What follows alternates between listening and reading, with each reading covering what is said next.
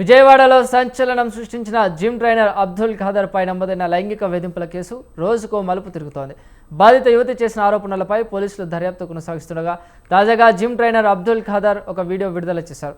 ఆ వీడియోలో తనపై వచ్చిన ఆరోపణలను పూర్తిగా ఖండిస్తూ తన వాదనను వినిపించారు. కేసు పెట్టారు. అమ్మాయి పేరు సుచిత్ర అనమాట. ఆ అమ్మాయి పెట్టిన ఫాల్స్ అలిగేషన్ ని నేను ఇప్పుడు బయటికి తీయడానికి చెప్తున్నాను. ఆ అమ్మాయి నన్ను ట్రాప్ చేసింది అనమాట.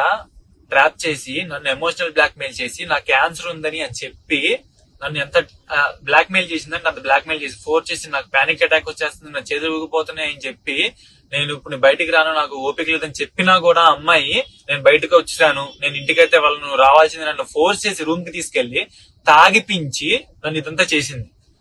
ప్రతిదీ అమ్మాయి ట్రాన్సాక్షన్ చేసిన ప్రతిదీ అమ్మాయి డబ్బులకి నాకు ట్రాన్సాక్షన్ చేసింది అనమాట. తాగడానికి ట్రాన్సాక్షన్ చేసిన ట్రాన్సాక్షన్స్ అయితే